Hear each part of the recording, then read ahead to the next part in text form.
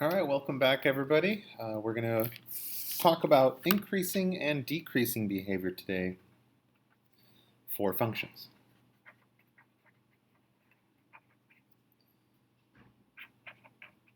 And the concept is pretty simple. Obviously, now we're going to talk about what it looks like on a graph and then look at the calculus and how we can use that to help us. Okay, so let's say we have a graph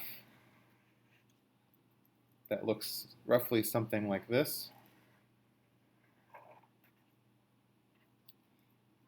Okay. Now, just by looking at this graph, I would hope that you can say that from the very beginning over here, it's increasing until we get to about right here.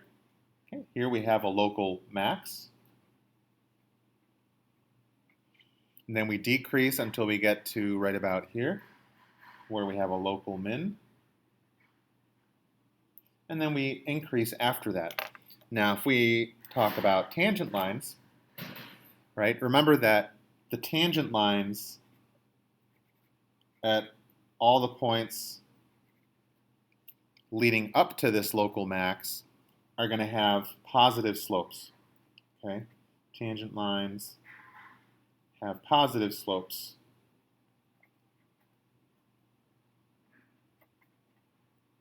On this side.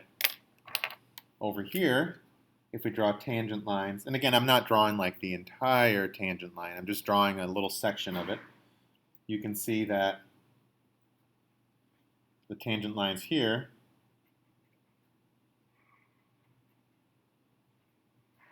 have negative slope.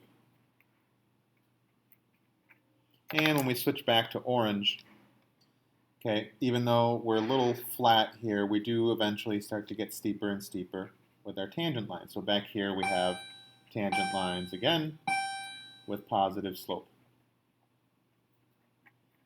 Okay, so graphically, I hope you can look at it and say, okay, we're increasing from this point, from negative infinity to whatever this x value is. Then we decrease from that x value to this one over here, and then we're increasing thereon after. Okay, and tying it to some calculus now, we've been talking about tangent lines, right? Hopefully that makes sense. And what do we do when we want to find tangent line slopes? We do derivatives, right? And so that's actually the calculus definition for increasing and decreasing. A function is increasing when the derivative f prime of x is greater than 0, or positive, in other words. Okay? A function is decreasing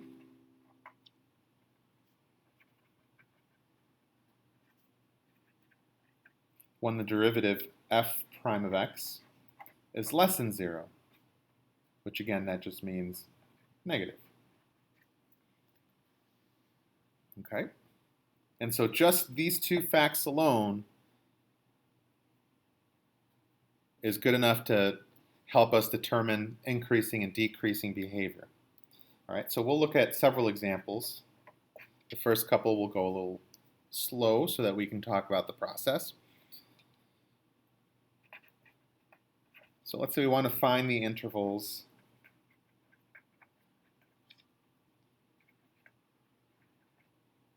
where f of x equals x cubed minus 3 over 2 times x squared is increasing or decreasing. And of course, justify, right? You can't just list an answer. You're going to have to show some work, show some calculus. And so the basic steps are going to be as follows. Okay, first, we're going to find the critical numbers, which is what we've been doing for a lot of this chapter so far, right? So now why would that help us? Well, remember that the critical numbers tell us where we might have local maxes and local mins, okay? Which then means that on either side, most likely we might be increasing and then decreasing after. Now, it is possible that maybe we have like an asymptote, okay, and then we could be like increasing on both sides of the graph, and we'll look at those scenarios later there, okay? But the critical numbers tell us how to split up the intervals, basically. That's essentially what you need to remember, okay? So to find the critical numbers, we got to take the derivative. And so we have 3x squared minus 3x, just using the power rule, right? You set that equal to 0, you factor. Zero product property tells us that 3x has to equal 0, or x minus 1 has to equal 0. And so x equals 0 and 1. These are the critical numbers. Okay? Now from there,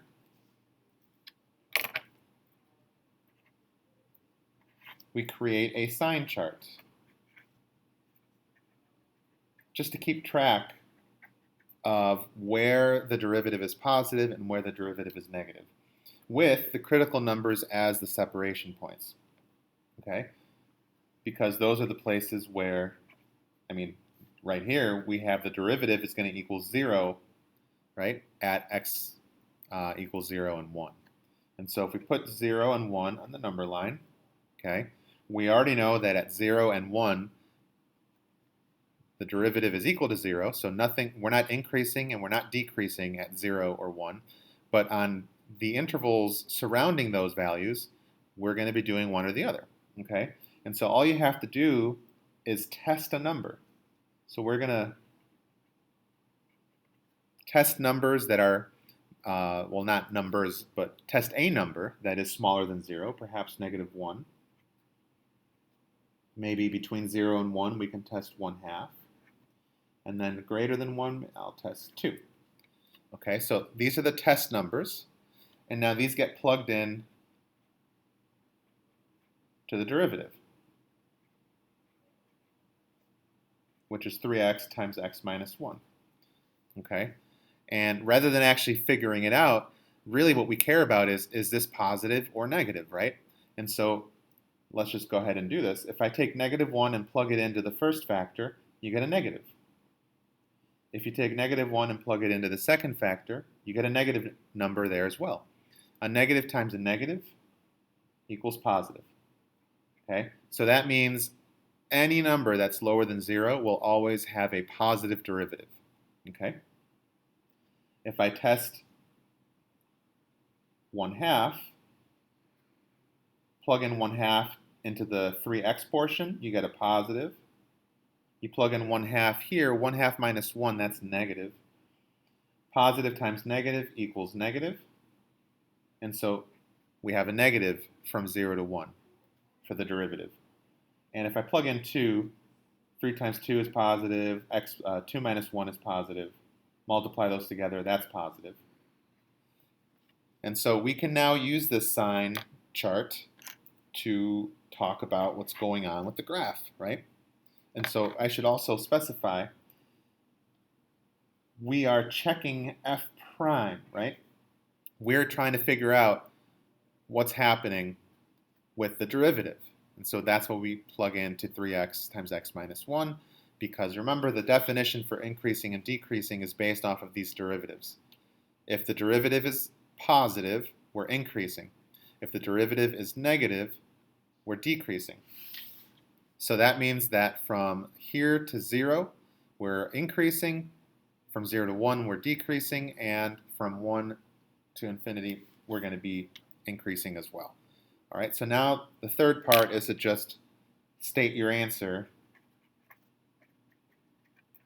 with some sort of justification.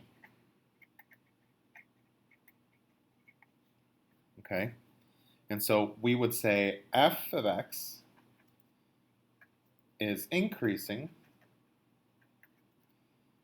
on the intervals from -infinity to 0. Okay, and we never use brackets with the critical numbers unless we have a weird scenario, which we'll get to later. But remember we already established that at these critical numbers, we didn't have like an asymptote or a weird discontinuity of some sort. We know that at these values, the derivative is 0. Okay? And so that's why these have to be open.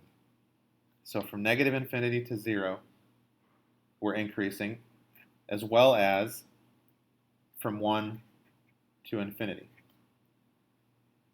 And the reason for that is because the derivative f prime is positive in those intervals.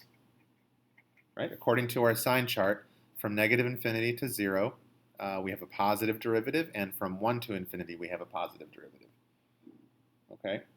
And the second part would be f of x is decreasing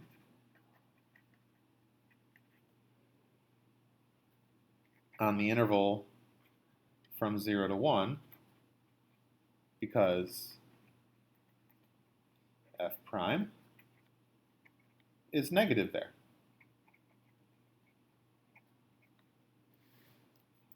Okay? And so that's kind of the basic roadmap for any of these problems where they ask you to determine increasing and decreasing behavior. Okay? First, you find the critical numbers by taking the derivative, setting it equal to 0, and then also looking for any like discontinuities, right? So basically, if you have numerators and denominators, set them all equal to 0. The numerators will give you the zeros, and the denominators will give you any discontinuities. Or values where the derivative doesn't exist. Once you've done that, create a sine chart, and then you just literally plug in a number that's in this interval, see what happens with the derivative, and just list what's going on, right? Same thing with this one and this one. Once you've determined where the derivative is positive, those will be the increasing intervals, and then anywhere that the derivative is negative, that would be the interval that the original function is decreasing. All right. So now that you kind of know the roadmap, again, I'm going to go through these examples, but I would recommend once you know what the example is, maybe pause the video, see what you can do first before you just write down the solution. Okay. So again, find increasing, decreasing intervals for f of x equals 3 plus sine x, and we're only looking from 0 to 2 pi.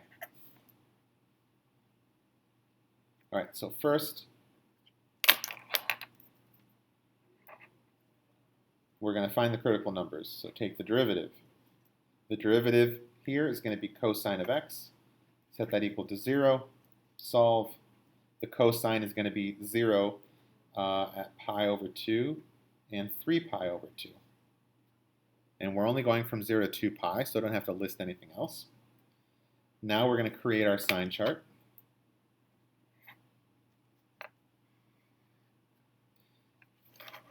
But since we're only looking from 0 to 2 pi, I'm going to kind of do it this way. So I don't think about listing negative infinity and positive infinity in my answers. Okay? And also worth mentioning, we do not know what's going on at the endpoints. Okay? Nor do we care. Okay? All we want to know is open intervals, basically, for increasing and decreasing. Okay? So the critical numbers, pi over 2, 3 pi over 2, and I'll test, and again, we're doing this for f prime, right? Something between 0 and pi over 2, maybe pi over 4. Here we're between, basically we're in the second quadrant here, so, or second and third really. I'll go 3 pi over 4 as a test number. And from 3 pi to 2 pi, that's fourth quadrant, so maybe I'll go 7 pi over 4 for that one. So these are my test numbers.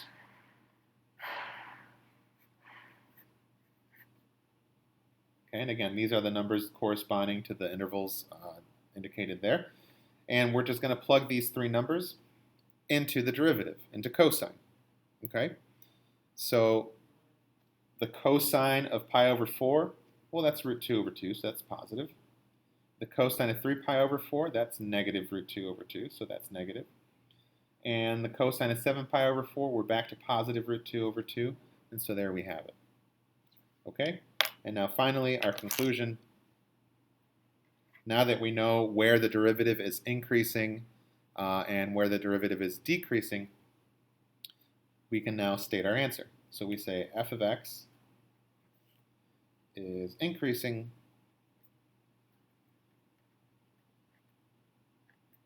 on the intervals from 0 to pi over 2, union 3 pi over 2 to 2 pi,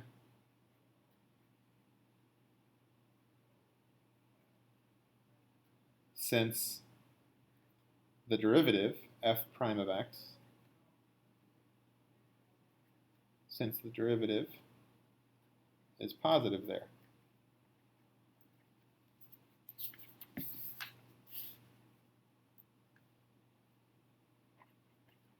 F of x is decreasing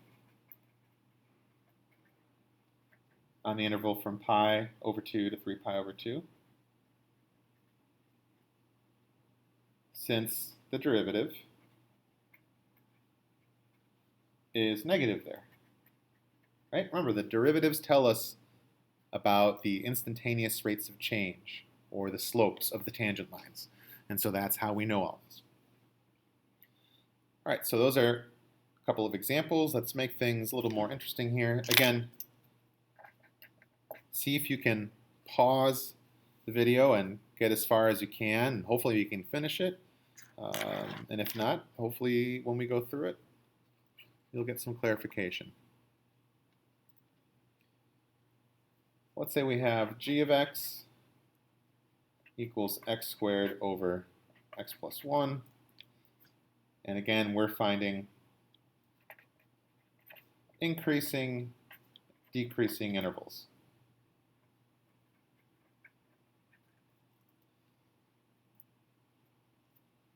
All right, so now that I've color-coded everything before, now I'm just going to kind of go through and write it out as a complete solution, not necessarily highlighting all the steps. So what would this look like if you present it? I mean, you could always write down step 1, step 2, step 3, but just remember the roadmap in your head, right? So first, I find the derivative. So here's my solution. Find the derivative. We have a quotient, so we got to do the quotient rule. Low d high minus high d low over low squared. Next, we're going to simplify this as much as possible so I can find the critical numbers. So this will be 2x squared, or we're distributing there, plus 2x minus x squared over x plus 1 squared. We can combine like terms to get x squared plus 2x in the numerator. We can factor, take out an x.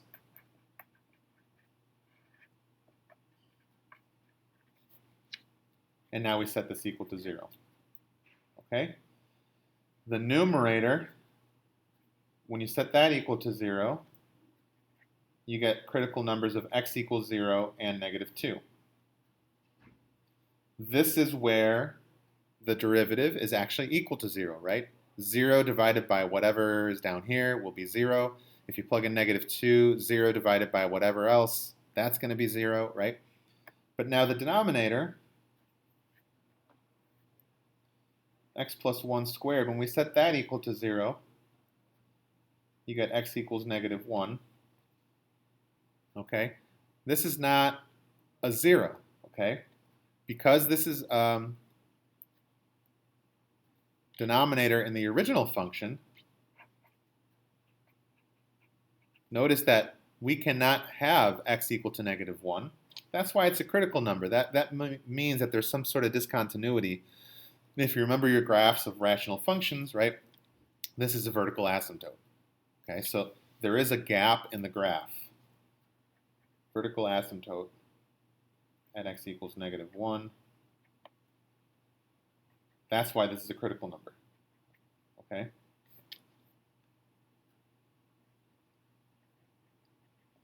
But we do have to include it. All right, so now we do our sine chart. We have -2, -1, and 0 as our critical numbers.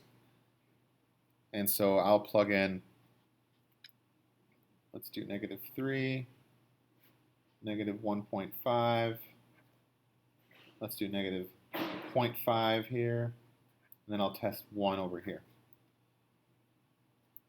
Okay. When you plug in -3 into the derivative, you're going to get a negative times a negative divided by, actually it's not going to matter what this is, it's squared, right? A square is always positive. So the denominator is always going to be positive. The numerator is positive. A positive divided by a positive is positive, right? -1.5, plug that in here, you get a negative, times a positive divided by a positive. And so now we have a negative over a positive, which is negative. Plug in -0.5. We have a negative here times a positive over a positive. So again, we get a negative. And if I plug in 1, positive, positive, positive everywhere, right? So positive over a positive is positive.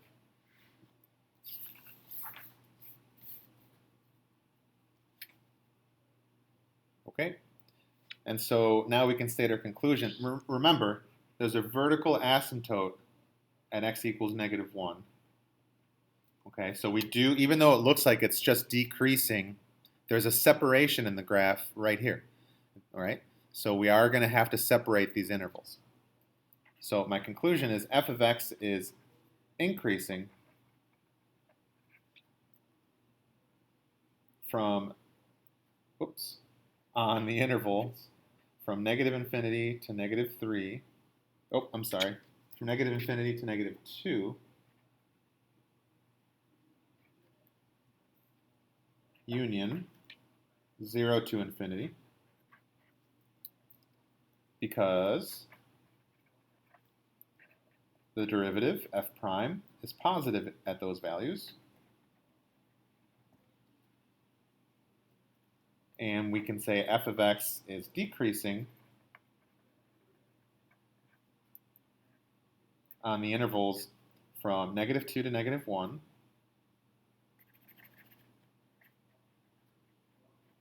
union -1 to 0,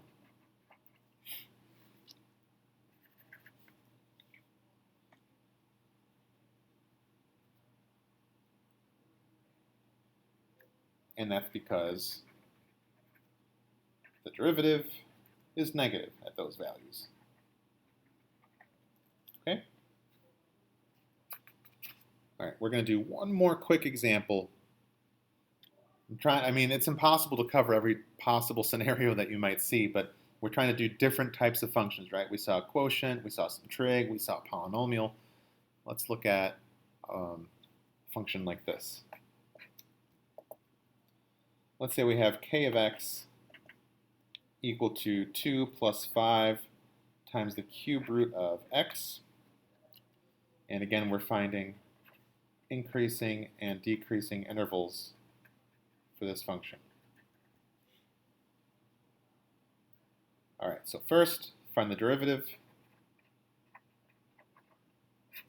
So find the derivative. It might be helpful to think about this as a fraction exponent, right? The cube root of x really just means x to the 1/3. Obviously, the derivative of 2 is going to be 0. So when I take the derivative of 5x to the 1/3, the 5 gets multiplied with 1/3 to create 5/3. This exponent decreases by 1, so now you get -2/3. Let's put that in the denominator to make the exponent positive. And if it helps, maybe change this back into a radical. So it's still a cube root, but now instead of just x, it's x squared on the inside. Okay? So here we are, set it equal to 0. It looks like the only critical number is x equals 0, and which comes from the denominator, right? If you take 3 cube root of x squared and you set it equal to 0, you can divide by 3. The only number that's going to work here is going to be 0. Okay? So what's going on here, though? Well, back at the beginning, there doesn't seem to be any discontinuities, so just keep that in mind. Let's check. So the only critical number is 0. I'll check -1 and +1. And again, we're plugging these into the derivative, which is right here. -1, plug it in. You're going to square it, becomes positive. Cube root it, positive. All this other stuff is positive. And you're going to get a positive derivative there. 1, obviously that'll also be positive when you plug it in. So we're increasing from -infinity to 0 and also from 0 to infinity. So now the question again is, what's going on at 0?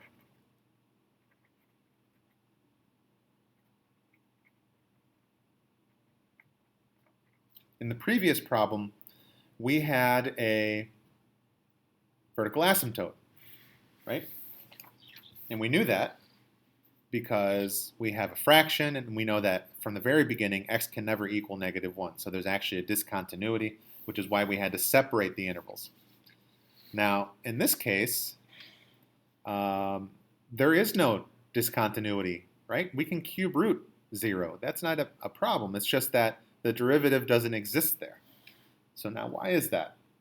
If we actually look at the picture of 2 plus 5 cube root of x, okay, the cube root of x, remember, it just kind of looks like a sideways cubic graph, which has been shifted up 2. So I mean, this is a rough sketch, but it looks roughly something like that. And so it's actually going to be increasing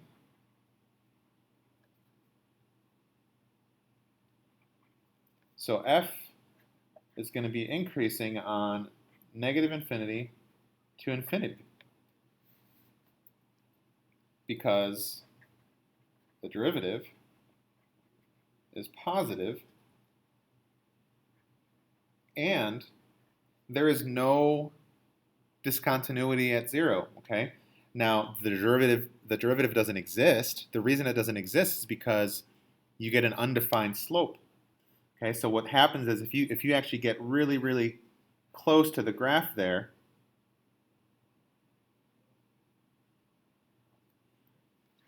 you have a vertical tangent line. And we'll talk more about these points later on.